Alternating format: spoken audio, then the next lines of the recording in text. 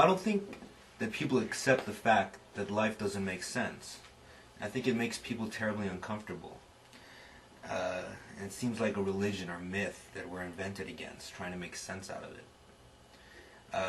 You know, films mean different things to different people. And some mean more or less the same thing to a large number of people. And that's okay. But just as long as there's not one message spoon-fed, you know, that's what films by committee end up being, and it's a real bummer to me. You know, life is very, very complicated, and so films should be allowed to be complicated too. The movie is basically an experimental movie of kind of deals with like dreams and reality and how sometimes you can't tell the difference. You know, there's a thin line, and it's basically a series of sequences with this one main character going through his dreams and his nightmares and what happens to him. And I pull him out from dreams that I've had myself. That's great because you get to do everything. You have total control over this. There's no one standing behind you telling you what to do, telling you how much time you have, how much money you have. It's all my money. I can do whatever I want. So I run the camera, I control what the actors do, I control the set design, the scenery, everything. So it's total, you know, total creative freedom. This project was the third or fourth project that I worked on with Abazar, and we have a real great working relationship where, like I said, it's, you know, we get to melt each other's projects into our own. So it becomes, you know, it becomes sort of my project too. Not just from an acting standpoint, but from, you know, like helping with lighting, helping with camera angles, stuff like that.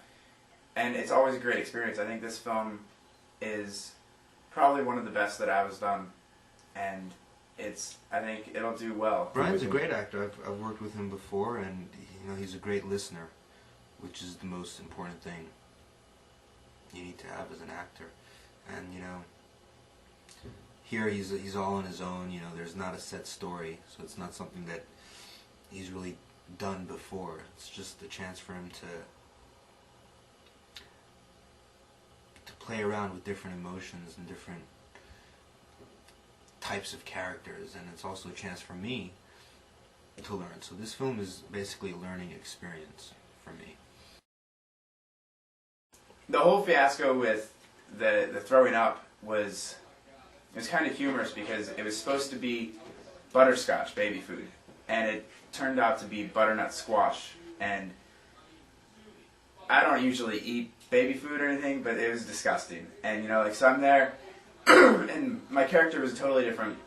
Had a totally different way of carrying himself, and you know, his facial structure was different. So for most of the film, my cheeks are like sucked in a lot, and for me to be able to suck my cheeks in, but also hold a whole can of baby food in the back of my throat is really, really difficult. And there's 3 or 4 times where I actually almost did throw up. Ready to, you know, get the shot, you know, and he stuck the stuff in his mouth and it's supposed to come out, and now he's taking his time, you know, walking around, you know, the characters and getting in character, and the camera's just on my shoulder, and it's just weighs a ton, and it just keeps pushing you down. It comes to a point where I can't fucking hold the camera anymore, dude. It's heavy. Down, take a break. And when it got to the point where I was supposed to do it in the scene, I was so ready to throw up already that I was afraid I was going to throw up all over the camera. But I think it turned out well. It was good motivation, and the lighting helped. It was very dramatic. So I think it turned out to be a great scene. Yeah, the blood, you know, I worked it a while to get the right color, you know, because we were using, you know, carob syrup and red food coloring, a little bit of yellow food coloring, a little bit of brown to get the right thickness for the blood, you know. It's not just ketchup, you know, a nice thick red color that looks actually like blood.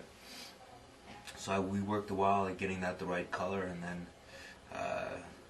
add a little bit of flavor to it, so when it's in his mouth, you know, it's not going to make him throw up again. It's going to have a little minty flavor to it. And yeah, he seemed to like it. It tastes good. So in Hollywood, more often than not, they're making more kind of traditional films, stories that are understood by people. And the entire story is understood. And if for 1 second something happens that is not understood by everyone, they start worrying. But what's so fantastic is to get down into areas where things are abstract and where things are felt or understood in an intuitive way. That, you can't put a microphone up to somebody at the theater and say, "Did you understand that?" But they come out with a strange, fantastic feeling, and they can carry that, and it opens some little door or something that's magical. And that's the power the film has.